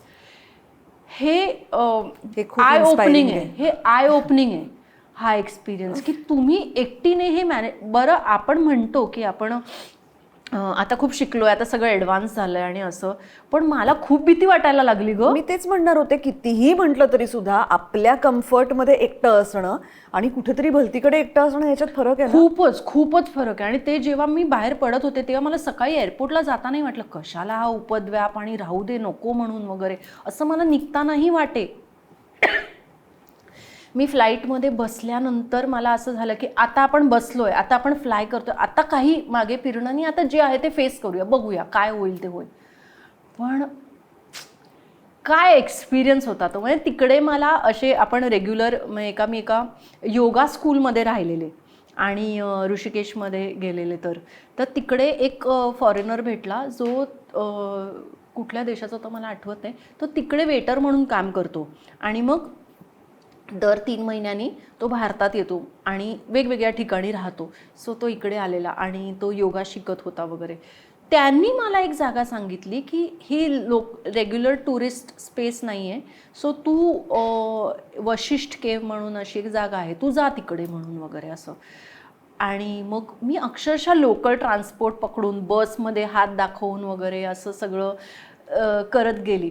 आणि ते तिकडे पोचल्यानंतर मला इतकं, आणि त्यांनी कुठेतरी मध्येच रस्त्यात मला उतरवलं की उतरो अभी इधर जाना है आपको. आणि मग मी ते शोधत शोधत गेली. तर ते अशी खालती जंगलात उतरून खालती ती गुफा होती. तर त्या गुहेत आतमध्ये वशिष्ठ मुनींनी समाधी हे मेडिटेशन केलेलं आणि तिकडे एक शिवलिंग होतं. सो मी छान पायाबिया पडली. आणि बेस्ट पार्ट वॉज की हे सगळ्या जागा माहिती नसल्यामुळे त्या तशाच्या तशा आहेत, त्याला काहीही देऊळ बांधलंय वगैरे असं काही नाही. आणि मग म्हटलं आता काय करायचं, बाहेर आल्यावर बघितलं तर थोडी पुढे गेली आणि गंगा अशी वाहते समोर. म्हटलं बापरे, मला हे स्वप्न होतं माझं की असं गंगा किनारी बसावं, आजूबाजूला काही नाही, कोणी नाही.